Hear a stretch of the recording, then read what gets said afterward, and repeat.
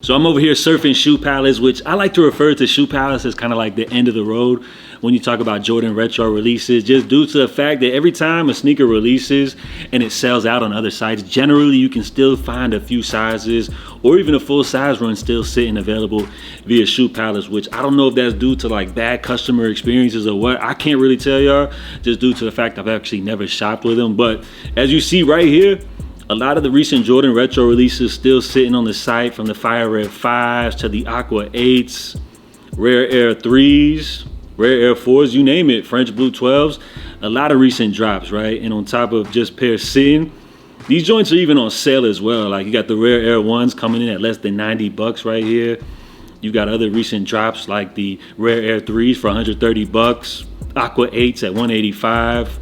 Jordan 1 UNC Reimagines coming in at 105 bucks, which is an absolute steal. French Blue 12s, $145, and you got the Rare Air 4s coming in at under retail for 190 bucks, which is absolutely crazy. Now I know when Jordan brands see something like this, they're not real happy, just due to the fact that they're hoping that a lot of these shoes are going to sell out instantly. It creates the illusion that these sneakers are hot, right? And then in return, people spend more money with the brand. It's almost like marketing for Jordan, if you want to say. So talking about a lot of these pairs sitting, we got an update here on a pair coming up soon, which unfortunately is kind of disappointing. And one thing I could tell you about this upcoming Jordan drop, these joints definitely ain't going to be sitting on Shoe Palace. But to kick things off, I wanted to take a look at an upcoming release from Adidas, which you guys already know, them Pharrell jellyfish. They're making a whole lot of noise, which it looks like we do have a more affordable version on the way coming up soon, which I wanted to make a joke calling these joints the squid, but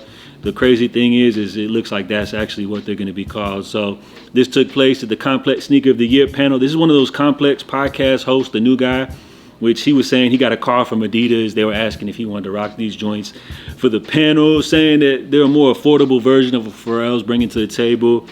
And he said it was dope due to the fact that it's allowing the storytelling, to reach bigger audiences, right? So as far as the on-feet look at these sneakers, I'm going to be real, like I'm not mad at these, right? I'm a fan of the OG jellyfish colorway, which is present here. Plus the on-feet look with the complimentary chrome heart socks, like I feel like it definitely, adds a little more appeal to this sneaker. But when you talk about this release, these are slated to actually drop coming up 2026. Retail's 150 bucks. So these are literally half the price of the jellyfish, which comes in at 130 bucks. What do y'all think about these colorways? While I mentioned I appreciate the orange pair, unfortunately I feel like the black joints ain't really it like that, but these are cool or whatever. I'm not mad at them for making a more affordable version, right? But let's say Jordan brand or Nike was trying to do something like this, make a cheaper version of one of their more hype releases. I feel like it probably wouldn't go over as well as, say, like if Adidas was to do this. And this is a move which I feel like Adidas could maybe pull off, or with them dropping a product like this, could that mean it's a sign that the jellyfish hype is coming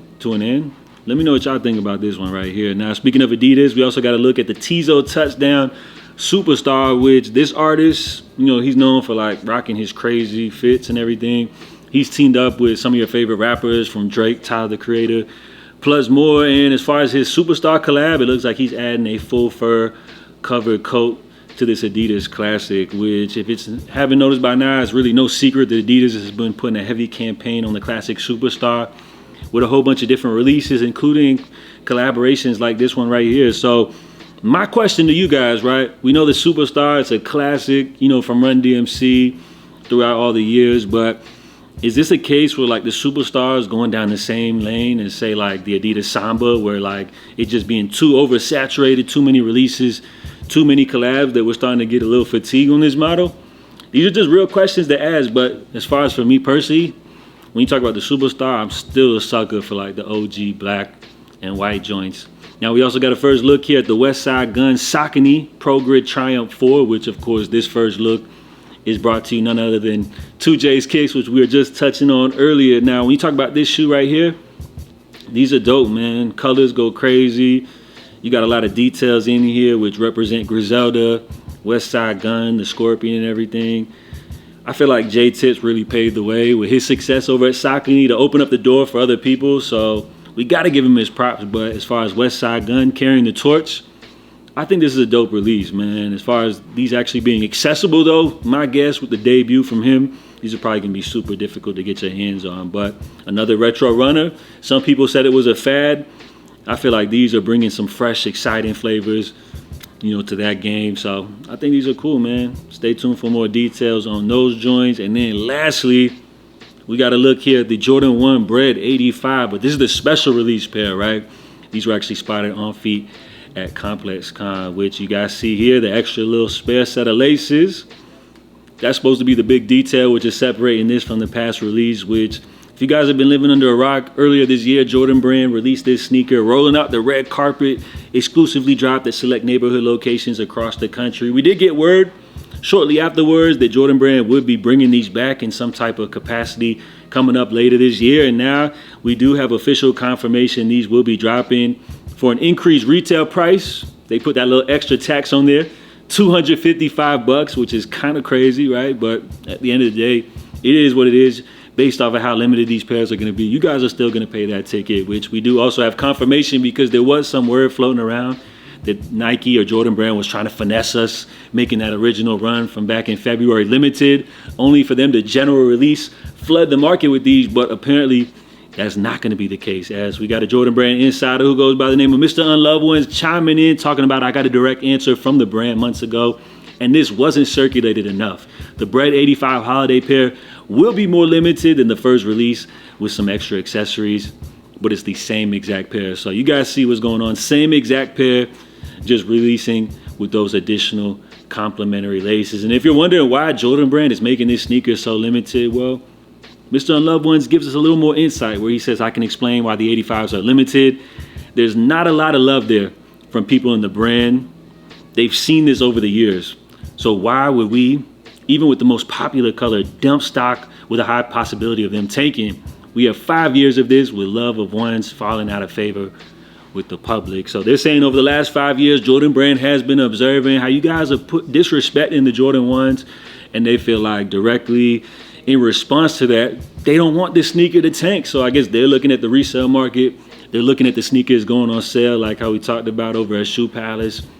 And they feel like protecting the integrity of a beloved classic like the Bred 1 is the only way that they can move forward, which in return, they're making these joints limited. So I guess who else can we blame but ourselves, for this hype beast culture that we've created with resale and everything like that. And don't act like brands like Jordan Brand, they're not watching.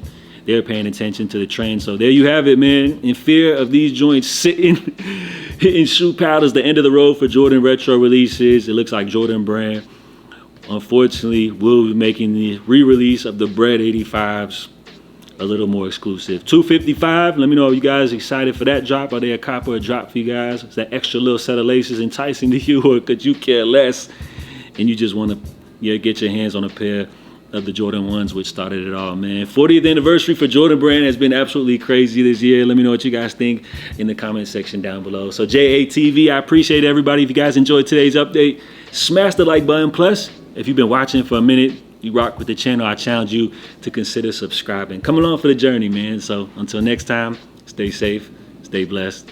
I'm out, y'all. Love.